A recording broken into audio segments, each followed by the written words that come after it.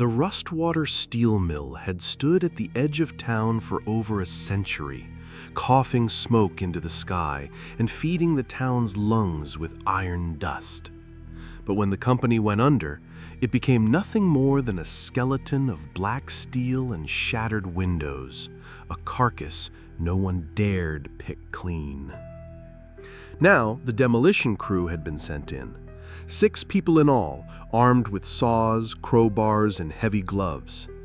Eddie Nolan had been on dozens of demo jobs, but he hated this place the moment he stepped inside. The stale air clung to him like damp wool, and the light from their work lamps seemed swallowed by the shadows.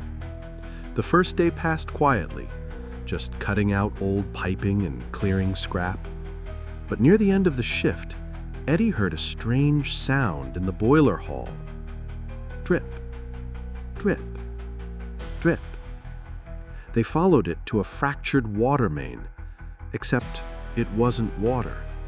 From the crack oozed a thick, reddish liquid, viscous like syrup, pooling onto the concrete in dark, glistening blobs. Eddie touched it before thinking and yanked his hand back. It was warm. The foreman muttered something about old coolant and told them to ignore it. But coolant didn't pulse, and it didn't smell like fresh blood. When they left for the day, Eddie glanced back at the pipe. It was still bleeding, but the puddle was gone, as if the floor had drunk it dry. The next morning, only 4 people showed up.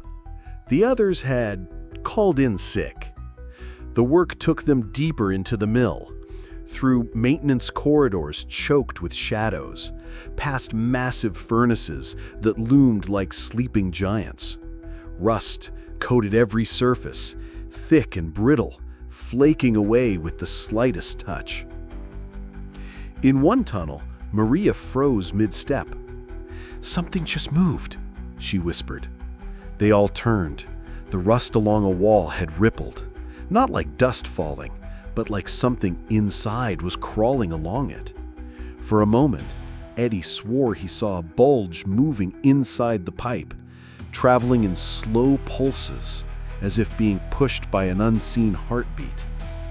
A sound began, faint at first, but growing.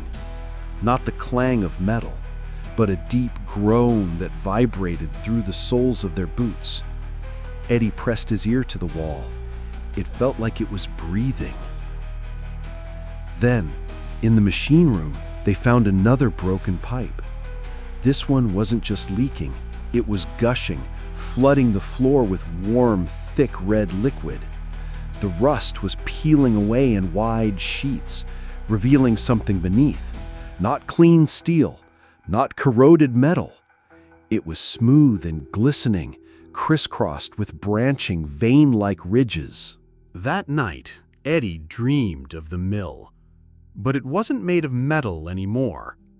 The chimneys were spines, conveyor belts were long intestines, and the furnaces throbbed like open hearts. He woke to the taste of blood in his mouth. The next morning, Harris, the youngest crew member, didn't show up. They found his hard hat in the sub-basement, dented, covered in a sticky rust-red smear. The deeper they searched, the worse the air became. Heavy, humid, and coppery. Every few minutes they'd hear a faint dripping somewhere ahead. Then they heard Harris, a soft gurgling.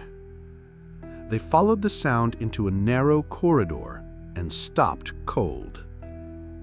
Harris was there, or what was left of him. His torso was fused into the wall, ribs stretching into the rusted surface like roots buried in soil. The metal around him was bulging and pulsing. His eyes darted toward them, wild and pleading, but his jaw couldn't move. The rust around his chest swelled once, twice, and then something inside him shifted. The wall's surface split open, and a glistening tendril slid from his mouth, dripping with blood, before retreating back into the steel. They tried to run. The foreman grabbed his radio, but it was nothing but static. When they reached the main exit, the doorway had been sealed over, a seamless plate of rust that hadn't been there minutes ago. The building began to change. Corridors narrowed, walls bulged and curved inward. The sound of the heartbeat was louder now, a steady, living thud that rattled their bones. Maria struck at the rust with her crowbar, but every blow made the wall bleed. The red liquid gushed, and before their eyes, the gashes healed over. One of the crew, Blake, tripped. The floor under him caved in like wet paper, and something below, dark and writhing, grabbed him by the leg. He screamed as the rust swallowed him, pulling him down until nothing was left but a smear of blood. Every hallway looked different now. Stairs led to walls, doors opened into solid steel. The whole mill was moving, folding inward, like a jaw preparing to bite. Eddie ran until his lungs burned. Finally, he saw it. A shattered window, sunlight spilling in. He sprinted, reaching for it, when the floor beneath him rippled. The rust split open.